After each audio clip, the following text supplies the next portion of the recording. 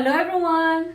Hi guys, welcome back to another episode of our retirement journey, episode number 6.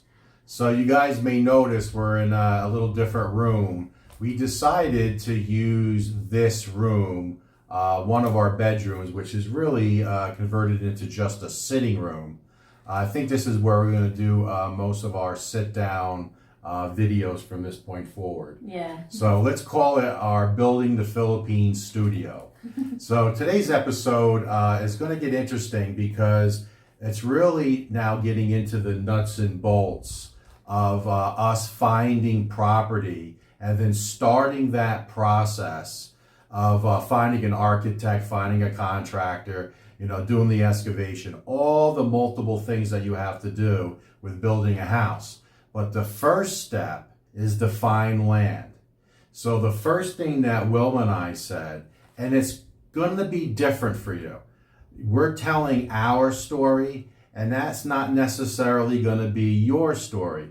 What worked for us may not work for you, and you guys may have a totally different path of having a very successful build.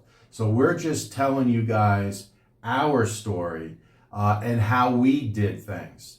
Obviously, that's a disclaimer, and you guys may do things very differently and have a fantastic result. So I just wanted to discuss that. So we decided that we wanted to look at multiple islands. For longtime viewers, you guys know that that's the case. So we were in Leyte, we wanted to look at Cebu, Bohol, Negros Oriental. Yeah. And Wilma and I said that we were going to be very picky with the type of property that we were going to purchase because we said this is going to be our last home. Yeah. This is our last build, and we wanted it to be right. Which meant, and we knew this because we discussed it as a couple, if we found a perfect piece of property in Leyte, which was the first island that we started searching for land, that we would not make an offer, we would not purchase that land until we went to all the other islands, because we didn't want to sit back many years down the road and say to ourselves, hey, we like our home here in Leyte, but what if? What if? What if? What if? Yeah. We said we wanted to go to those other islands to see what was available and see the actual island itself, what it had to offer, because every island is a little bit different. There's a lot that's the same, but there's certain things that are different, and we're going to get into that. But we wanted to go to all the islands. So remember, we started searching for property during the pandemic. So they finally opened to domestic travel, which means we could go freely from island to island. Tourism was still closed. So that was very strategic on our part. And we knew that there wasn't a lot of real estate being bought and sold during that time because tourism was closed. So we wanted to try to get to the 4 islands before tourism opened, because we assumed, and it absolutely happened, that there's going to be a flush of people coming in to the Philippines to start buying up land. Yeah. So we wanted to get ahead of that curve, and we wanted to try to beat some of the inflation prices, because back then you were starting to hear the early stages of inflation. So we wanted to jump and lock in with our architect and lock in on a price with our contractor. So we wanted to move pretty quickly. So this is how we did it. What we did was we used Facebook Messenger exclusively. Marketplace. Facebook Marketplace. Facebook Marketplace. Yes. Thank you. Yes. Yeah. Facebook Marketplace. So what we did, now I won't use Leyte for example. Let's go right to Negros Oriental. That was the last island that we went to, and this is where we found our dream land. So we'll explain how we did it. We were in Leyte, and I would start searching on Facebook Marketplace, yes. land for sale. And I did keep it down to Dumaguete, Valencia, and I really didn't know anything about Bacong or Darwin. Yeah, we did not know anything. We didn't know anything about it. Yeah. So when you search Dumaguete and Valencia, you can set the parameters of how many kilometers from that point, and I opened it up to 20 kilometers. So what is that, about 12 miles? So now if you pinpoint Dumaguete or Valencia and draw that circle, you know, the radius included Dowen. So just by luck, we started to see property in Dowen. So that was the very first time we heard of that municipality, and we started seeing land for sale in the Dowen area. So the first thing that we noticed when you start doing your research, and you can do this research in your home country. Yeah. You don't have to be here in the Philippines. So we said that we wanted to use the 3 real estate agent approach. Yeah. So when we went to Cebu or Leyte or Bohol here in Negros, we were going to reach out to 3 agents and tell them that we were coming to the island and we wanted to see property. So what we did, and again, I'll use this area here in Negros, we started searching Dumaguete and Valencia, did that 20-kilometer circle around those municipalities, and just started looking at Facebook Marketplace, what was available. It shows photos of the land, it has a little bit of a bio of the property, you know, if it's a clean title or not, which really doesn't mean anything up front until you do your research. But just some general information about the property. And then it has an agent's contact number, name and contact. So we would scroll through at night on our laptop and just look at 50 pieces of property that popped up in this area. And then the ones that looked decent, we wanted anywhere from 500 to like 1,500 square meters. So you could sort it down to that. We wanted an ocean view. You know, there was certain parameters that we wanted. And we were so anal that we wrote it down. So actually, this is over 2 years old. We wrote this in Leyte when we first started looking for property. And some of it's funny, actually, because a lot of it has to do with this property. So the very first thing, I don't know if you guys can see it or not, no rice fields. That was just something that, you know, we were told and we knew. Yeah. We didn't want to buy property on a rice field. No. And we had agents who showed us property that was used to be a rice field. Rice field. And I'll give you an example. We're in Leyte and we saw this one piece of property, and the land itself was probably 6 to 8 feet below the Barangay Road. So that's already a recipe for disaster. And I said to the agent, "Is this a rice field?" "Oh no, sir. This is great." "Does this flood?" "Oh no, it doesn't flood at all." And do you remember there was 2 kids? 2 kids was just happened to just be walking by. Maybe 10, 11 years old. Yes. And I said to Wilma, "Hey, ask them real quick if this property floods." And she asked them in Bisaya, and they, what did they say? Oh yeah, it was like up to here. Yeah, up to your chest. Like, I remember that. And yeah. the agency was like trying to stop the kid from talking. Yeah. But it was too late. Yeah, the kid said, "Oh yeah, it floods all the time up to your chest." Yeah. So you do have to make sure that, you know, you set some parameters, right? So let me just read them to you really, really fast. We said no rice fields. We wanted to be on a cemented road. Now, our little cul-de-sac is a dirt road, but we wanted the property as we drive up to it on a cemented road, and it is all the way from Dowen, all 8 kilometers up is on a cemented road. We wanted to have the property higher than the road. Not like that rice field where I just said, where the actual road was about 8 feet higher than the property. Yeah. Everything is going to drain into your property, all the water. So we wanted to have the land itself to be higher than the actual road. We wanted an ocean view, you guys know that. We wanted some type of elevation. Now that wasn't on the original list, but we knew we wanted to be elevated up to get some sort of a breeze, but we really didn't make the connection about how cool it is at elevation. And we learned that very quickly in Leyte as we started seeing property that was 500 meters, 600 meters above sea level, how cool it was. Yeah. So it became a bigger and bigger issue for us. We wanted to get up in elevation because it's just simply cooler. We very, very rarely turn on the air cons here. In fact, we really don't. We don't need to. Very, very important, and it's becoming more and more important now, a good source of municipal water. Yes. That's Not very just important. municipal water, because there's a lot of people in this area right now that have bought land and they're either having trouble getting an application to get water, or they get the application and get the water ran to their property and they're shutting the water off throughout the day. Yeah. So you don't get a 24/7 stream of water. You may only get water for 12 hours out of the day. So that's a concern. And then sometimes they just turn the water off for no reason, Yeah. and you may go a day or two with no water. You know, that's very difficult to live that way. We wanted our own transformer and a primary line of electricity coming into the house, which is how you get your own transformer, because we didn't want inadequate electric.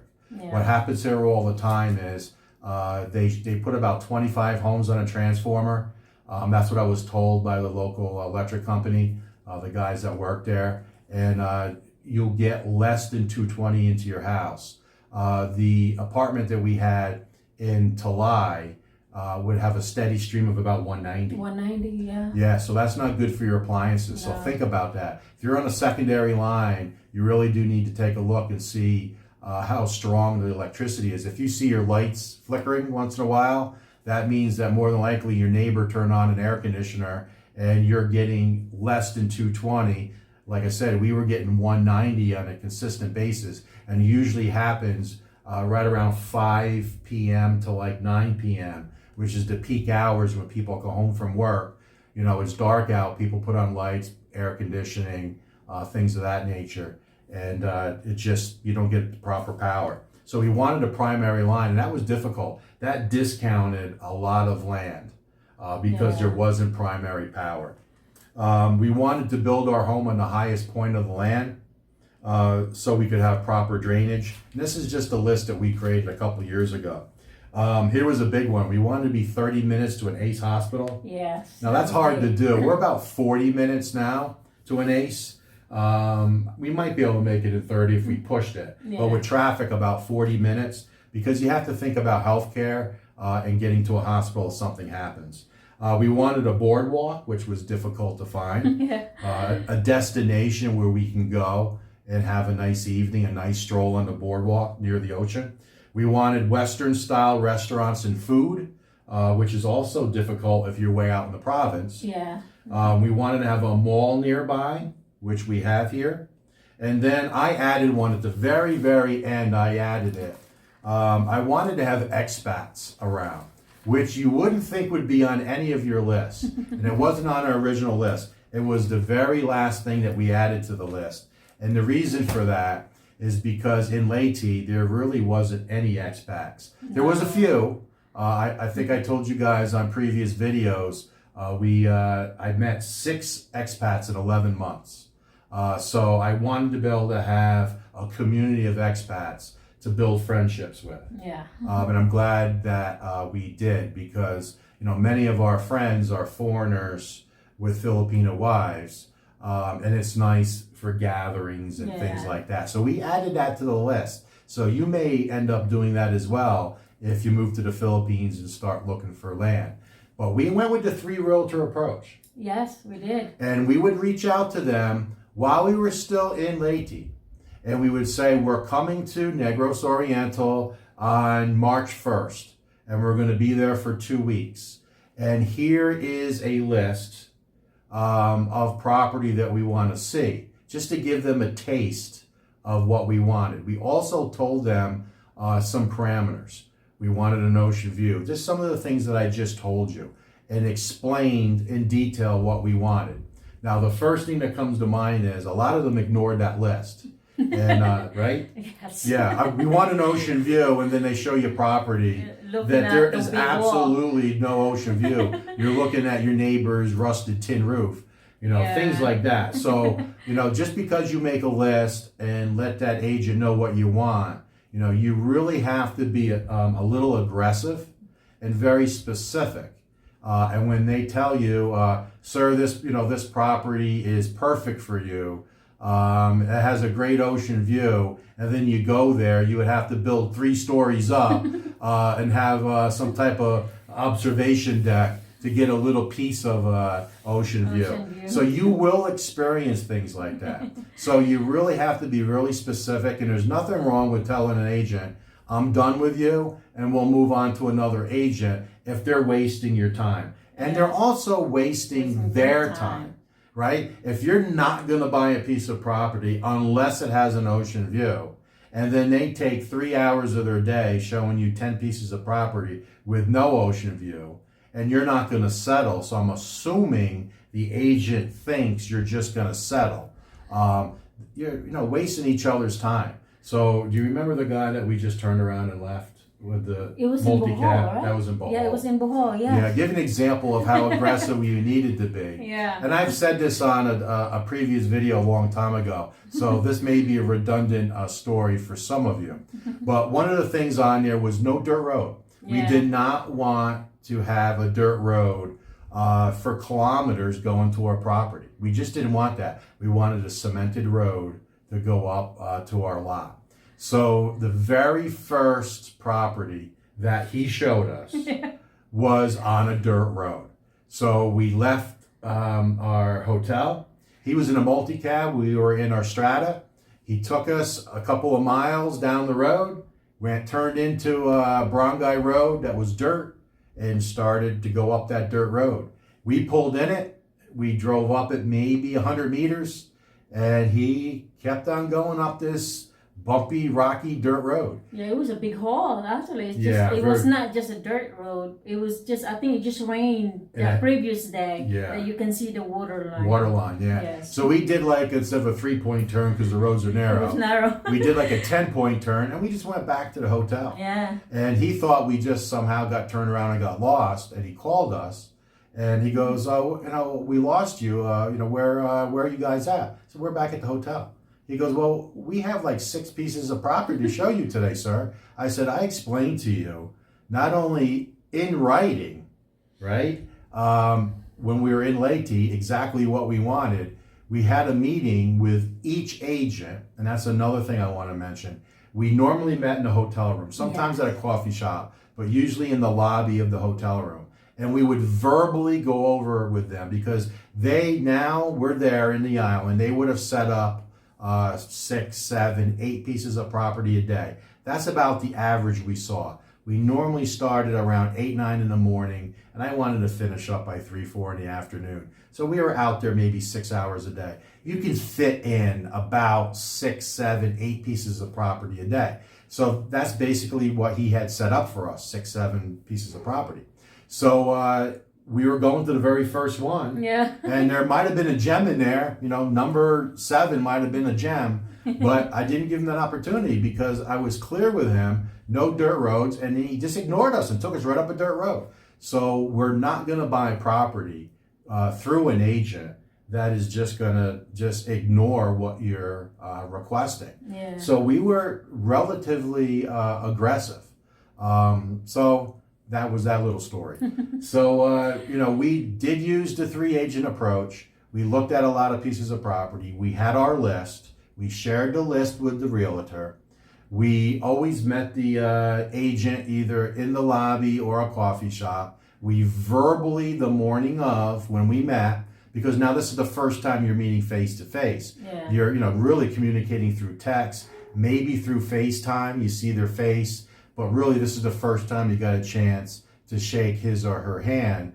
And I would go over, if you remember, exactly what we were looking for. And I would say things like, don't waste our time. Yeah. And I would always say, don't waste your time by showing us property that we know that we're not going to buy. We're not going to settle. So I think, what you need to do is be very clear and concise.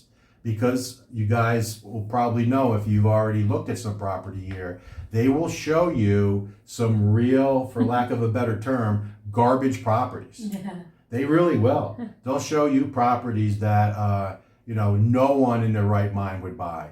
And then when you ask them, how long has this property been on the market? And I learned pretty early on, you're wasting your breath. They all say the same thing, 2 weeks. Yeah, 2 weeks. You know, and then you find out that it's been for sale for 15 years because nobody wants to buy it. Or you ask the agent, is this a clear title? Guys, don't ask the question. You're wasting your time because they're going to say, oh, yeah, clear title. Meanwhile, it's a mother title with, you know, they had 72 kids and 150 grandkids, and everybody else has to sign off on it. And, you know, 13 foreigners tried to buy it in the last 15 years, and, you know, it wouldn't go through. And now you're the, you know, expat number 14 trying to buy that property. You know, so really, you know, don't even bother asking questions to the agent. Just have enough knowledge and, you know, look at the property, you know, see if it's going to work out. And then at that point, you know, you can have a contractor, an architect, you know, your attorney, all involved at that point. Don't get too excited because, you know, there was a few properties that we looked at and we said, you know what, this could work, but always something on the list. Yeah. Discounted it. It was either a mother title, which, again, a lot of you guys have bought property successfully with it being a mother title. So I'm not mocking that. I'm just saying that wasn't for us. We didn't want to go through the headache of chasing down inherited children and grandkids, getting them all on board, having them all sign off to buy the property. Yeah. Because we wanted to move quickly. Not everybody wants to move as quickly as we did. You know, we said we wanted to find the land, find the architect, find the contractor, and build the home in 6 months. And that was extremely aggressive. Yeah. And it took us a little under 7 months to accomplish it. So we wanted to move quickly. Yeah. If you're not going to retire, and there's people here in this subdivision that has bought property and they're retiring in 5 years. Yeah. So it doesn't matter if it's possible. The subdivision here is not a mother title. It's clear title with one signatory. That's why we bought it. But if some people will buy a piece of property and it is a little complicated, but they know they're retiring in 5 years, it may take 2 years instead of us. It just took 7 months to get the title transferred to Wilma's name. You know, they have 5 years. So if it takes 2 years to get the title cleared, they don't care. Because often when it's one signatory and that signatory is alive, the price does go up. Yes. Mother titles, the price are a little cheaper. So, you know, some people want to save the money, and, you know, everyone's story here is different. So again, you know, we wanted to move quickly. You may not need to move quickly. So that does change things. So we used the 3 realtor approach. Yes, we did. We stuck to our guns. We physically had a list of what we wanted. We reached out to the realtor ahead of time, told them what hotel we were going to be in, that we wanted to meet with them, and they had the list of our requirements. We met with them in the morning on day 1, face to face, told them again exactly what we were looking for, and don't waste our time, don't waste your time showing us property that doesn't have everything on that list. So, you know, we got 8 properties, sir, to show you. Well, start crossing off, right? And I would say that. Remember that? Yeah, that and comes we to do. mind. And we tell them too that there's 2 other realtor agency that is lined up for this week. Great so we were point. upfront with them. Great point. I forgot about Yes. that. We were always so honest with everybody. Honest upfront. Yeah. We would tell them that we're using the 3 realtor approach, and that we, and the way we did it was we always would travel on a weekend. On a weekend. Yeah, things are coming back to mind now. We'd always travel on the weekend and start Monday morning. Yeah. So we had realtor number 1 on Monday, realtor number 2 on Tuesday, realtor number 3 on Wednesday. Yeah. We had them lined up. That was all scheduled back in Leyte a couple weeks before. They had plenty of time to plan to be available for us. Yeah. And they all knew that there was 3 realtors. And often they wouldn't mind. Sometimes they would ask, oh, who was the other 2 realtors? And we would share the names. Yeah. And they would say, oh, yeah, we know that person. Or they would say, oh, yeah, you don't want to use that person. That's a horrible realtor. You know, you get all different types of angles with people when you're dealing with business. But we were open and honest with everybody. Yes. And then what we also did was often they would show us 6 to 8 properties. We wouldn't like any of them. Mm. There was a few of them that did cross some off, Yeah. which I did appreciate. So let's say they had 8 pieces of property for us to see that Monday. And I said, guys, don't show me something that's not on that list. And they would go back and say, okay, well, we're not going to show them number 3. No. Because number 3 doesn't have an ocean view. Number 6 is on dirt road. Yeah. And they would cross it off, and we end up finding out we didn't have 8 pieces of property to see, we only had 6. Yeah. I appreciated that. So, they didn't listen up front, but at least they were smart enough to listen when we were face to face. So guys, be aggressive. That's what I'm saying. Be as aggressive as you can, because you don't want to settle. No. If you're going to invest your retirement dollars, and property here is not cheap. You want to get exactly what you want. You don't want the stress of so many people that we know that went into a piece of property, maybe not knowing everything that they should have known, got taken advantage of by someone, either the agent or even the attorney. I've heard stories that the attorneys sometimes don't necessarily give you all the information. The person that owns the property themselves, always something happens. You don't want that to happen to you. So, arm yourself and make sure you take it slow. Earnest money, no, don't give up any earnest money. Make sure that everything is in order before you turn over any cash. So that's how we did it. Yes. We're so happy that we found this piece of property here in Dowen. It did tick every single box, other than the fact that our cul-de-sac road, and it's not that very long, 100 meters, is a dirt road. So we do have a dirt road that's all gravel leading up to the property. It's not right off concrete, but we settled for that. Yeah. 1, because it was a short distance, and 2, it's gravelled properly, so when it rains, it doesn't cause mud. Yeah, there's no mud. Yeah. And then 3, all the rest of the list, everything was ticked. Yes. And it really came down to the ocean view and the fact that it was a clean title. Yeah. With 1 signatory. It really came down to that. The water was important, electric was important. We loved the fact that the property was higher than the road, that we could put the house towards the back and have the house on the highest piece of the property. All that fell into place. So we went ahead and looked past the cul-de-sac itself. Yeah. So guys, good luck to you. Hope it works out for you. Guys, sit down, make a list with your significant other of everything that you want. Decide how much time you have. Don't let the agents, talk you into buying something that you don't want. You don't want to have regret. You don't want to have a regret. No. Great It's very point. important. Very, very important. Yeah, you guys want to be happy. You don't want to have issues. I could go on forever telling stories of how people bought property, and it's just stress. That's not what retirement's about. So try to do your homework up front to alleviate that stress.